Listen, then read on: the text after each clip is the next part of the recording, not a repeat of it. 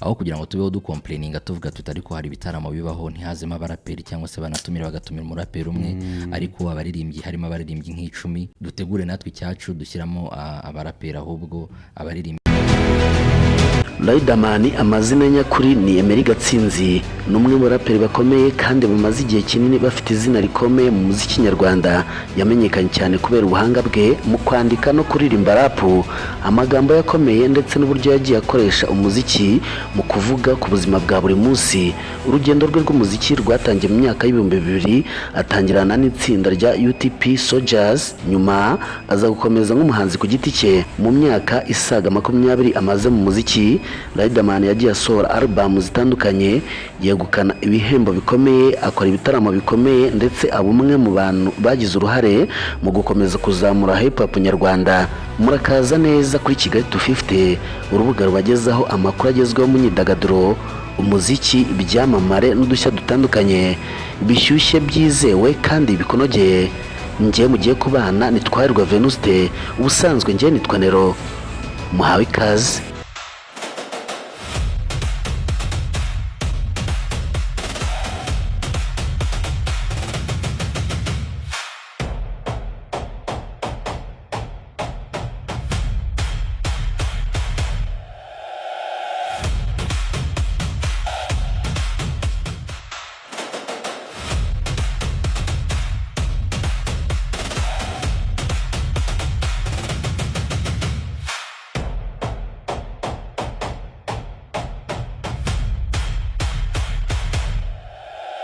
Gatsinzi Emery uzwi cyane ku izina rya Riderman yavutse ku itariki 10 z'ukwa gatatu 1987, avukira Bujumbura mu Burundi. Yari imfura mu bana batanu bo mu muryango wabo. Yakuriye mu muryango wakundaga cyane ibijyanye n'umuziki. Nyina Perusi Kanetere yari umuririmbyi wa gospel. Riderman akiri muto yajyaga aririmba nawe ndetse bagasenga hamwe. Ibi byatumye umuziki uba ikintu yari amenyereye kuva mu bwana. Akiri umwana, Riderman ntiyari ko umunsi umwe azaba umuraperi ukomeye. Yakundaga cyane kwandika imivugo. Mu mashuri yisumbuye nibwo yatangiye kwandika imivugo ku buryo bukomeye. Nyuma aza kubona ko amagambo yandikaga ashobora kuyashyira mu njyana ya rap ubwo yari yumvisha umuziki wa Tupac. Mu mwaka wa 2006, Riderman yinjiye mu itsinda rya UTP Soldiers ryari rigizwe nawe n'abandi bahanzi barimo Neg G The General ndetse na MIM. Iri tsinda ryagiye rikora indirimbo ziganisha kuri hip hop ndetse ryagize uruhare mu kumenyekanisha Riderman ku bakunzi b'umuziki.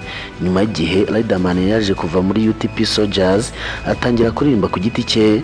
Mu mwaka wa 2007 yasohoye indirimbo ye ku giti cye yise Turi muri Party. Nyuma yaje gukurikizaho n'izindi ndirimbo nka Igitende na Rutenderi. Icyo gihe nibwo abantu benshi batangiye kubona ko Riderman ashobora kuba umwe mu baraperi bakomeye mu Rwanda. Mu mwaka wa 2008, Riderman yashyize hanze album ye ya mbere yise Rutenderi.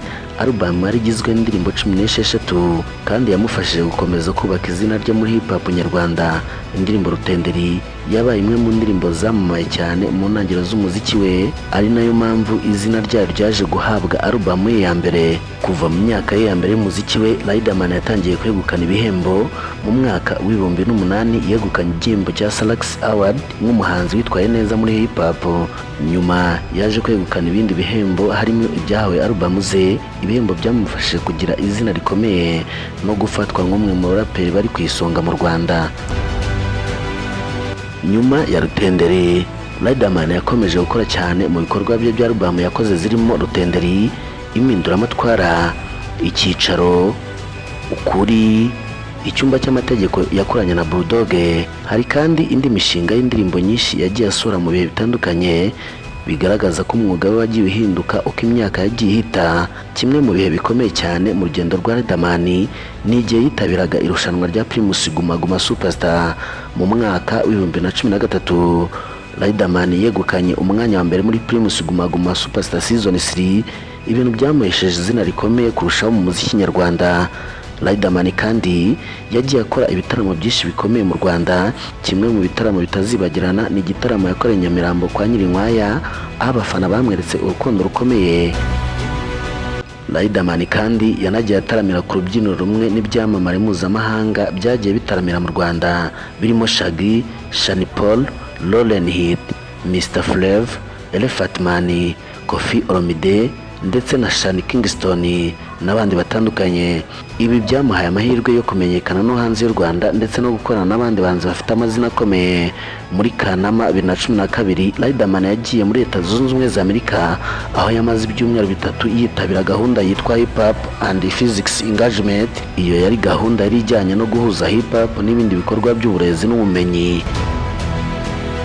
Riderman ntabwo yagarukiye ku kuririmba gusa, yashinze Ibisumizi, izina ryahuje na studio n'ibikorwa bye bya muzika. Studio Ibisumizi yakoranye n'abaproducer batandukanye barimo T Brown, Fast Boy ndetse na Fazo. Yagize uruhare mu gufasha no guteza imbere ibikorwa by'umuziki wa hip hop mu Rwanda. Izina Ibisumizi ryaje kuba izina Riderman yahaye abafana be mu mwaka wa 2025. Yatangaje ko yakozwe ku mutima no kubona bamwe mu bafana bafite ibirango by'ibisumizi bishushanyije ku mibiri yabo.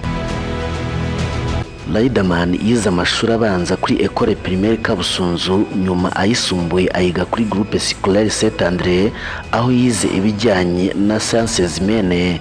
Nyuma yaje gukomereza muri Université Libre de Kigali mu bijyanye n'ubukerarugendo no kumenyekanisha ibikorwa. Gusa ntiyarangije kaminuza bitewe n'uko yashakaga guha umwanya munini umuziki we.